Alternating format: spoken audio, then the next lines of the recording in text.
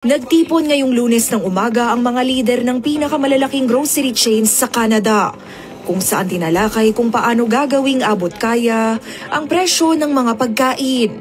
Very productive meeting. We gotta stabilize prices. Naganap ito sa gitna ng tumitinding panawagan sa gobyerno na pababain ang presyo ng mga bilihin, kabilang sa pagpupulong ang mga CEO ng Loblaws, Metro, Walmart, Costco at ang Empire o ang parent company ng Sobeys. Pati rin sina Finance Minister Chrystia Freeland at Industry Minister François-Philippe Champagne. I am pleased to have seen the constructive tone of the discussion over the course of the 2 hours. And bottom line is that they have agreed to support the Government of Canada in our efforts to stabilize food price in Canada. Matapos ang Liberal Caucus retreat na ginanap noong nakaraang linggo, sinabi ni Canadian Prime Minister na dapat makabuo ng plano ang grocery chains bago ang Thanksgiving. Pero kung hindi raw sapat ang mabubuong plano, asahan daw ang agarang aksyon mula gobyerno at posibleng pagpataw ng tax measures. Idiniin naman ng ilang grocery executives na sa food manufacturers at producers nag-uugat ang matataas na presyo ng bilihin. Any conversation has to include all the manufacturers, producers, farmers, and everybody. It's not just about the retailers. The minister understands that very clearly. So there was consensus around that. Everybody's committed to working together to find solutions to lower the CPI. Hold a big photo op today.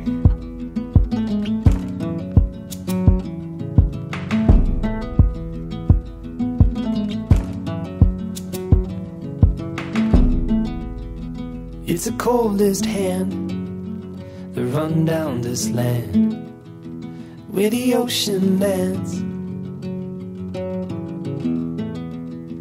It's the tallest sound, the damn smallest crowd, but their hearts break loud. Far from ever feeling lost with me, I'll push you back towards the land and sea. They're going down for love, and love is free. Stick with me and I will guarantee you're never lost among the crowd with me. Never lost among the crowd with me. Everywhere you go I'll be.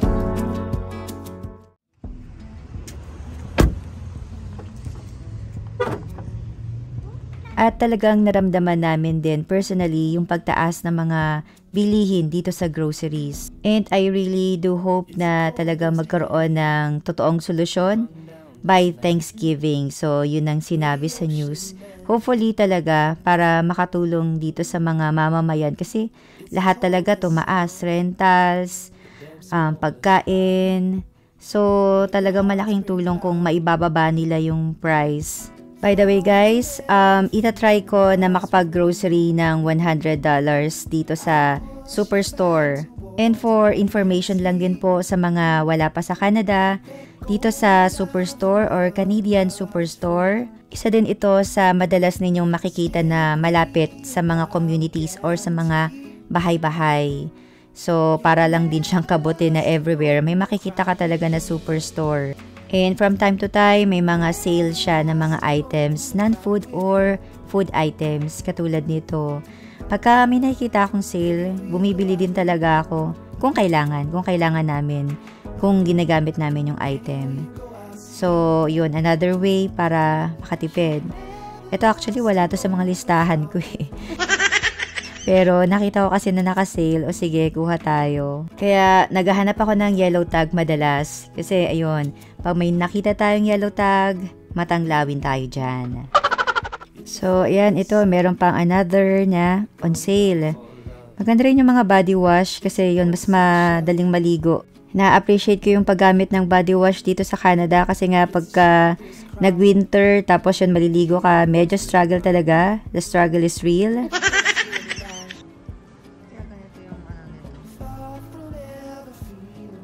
Pagdating naman sa mga gamit, parang mas namumurahan ko si Walmart. At kung naghahanap talaga ng mura, okay din na tumingin sa Dollarama. Medyo limited nga lang, pero may mga basic needs doon na utensils or gamit sa kitchen. Punta tayo sa meat section. So, ayan, mga giniling.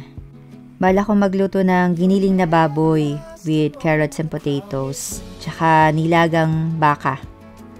So, yan, kuha tayo ng laman and hanap tayo ng buto-buto. Ayan, magdagdag tayo ng buto. Medyo ang konti ng stocks nila ngayon.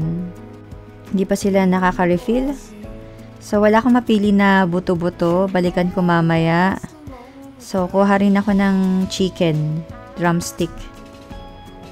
So, ayan. Mahilig din ako magtingin-tingin ng price. So, ito, $10. Pero, nagbago yung isip ko. Meron pang other option dito at tinitingnan ko rin yung kilo niya. So, okay din yung pricing nito sa pinalitan ko. And ayun, nakakuha na pala ako ng buto-buto para sa nilagang baka. May laman, tsaka buto-buto. And then, ito, maganda rin tong panglinis ng prutas, gulay, tsaka sa bahay.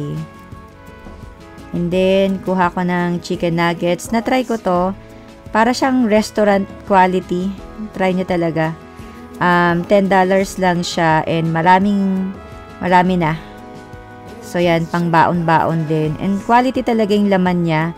Yung loob, hindi siya harina. Talagang laman. So, this is a good deal na rin.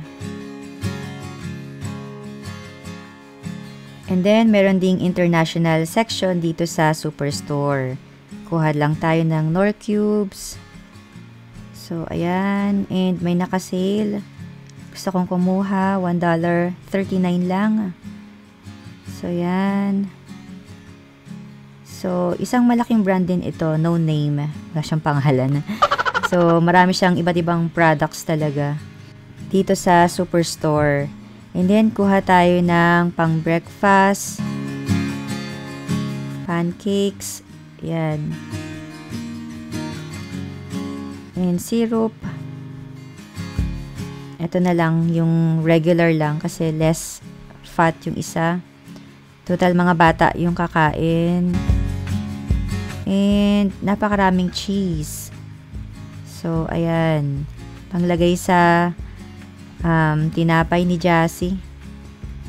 So, ayun. Wheat bread naman ang nakasanayan ni Jassy. Hindi siya sa white bread.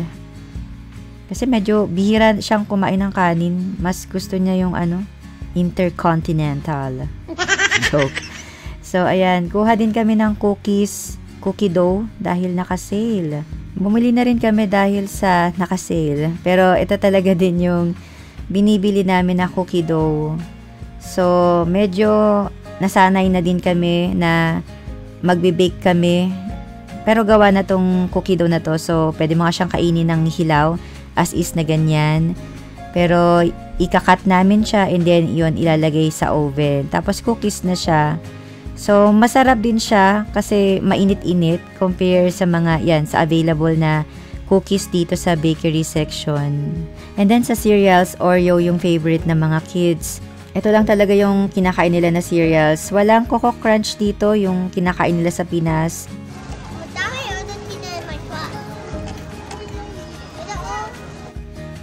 And then, kuha tayo ng patatas para sa giniling na baboy.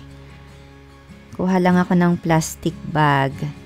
Pero dito ang tawag nila bag. Ganon. Tapos, dun na sa self-checkout or sa cashier babayaran. I mean, kikiluhin.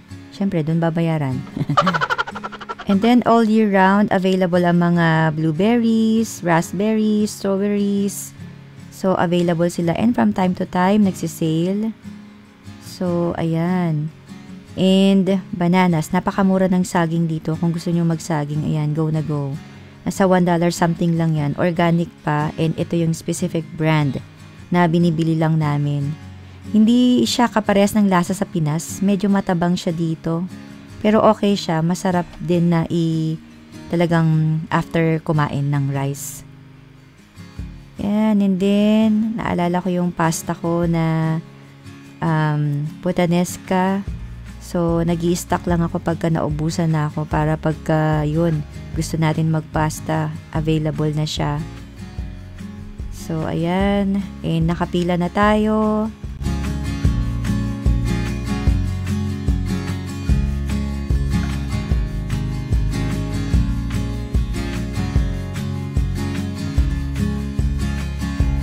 At ang $100 budget natin for grocery ay hindi po natin nagawa. Umabot po ako ng $147.79, included na ang GST.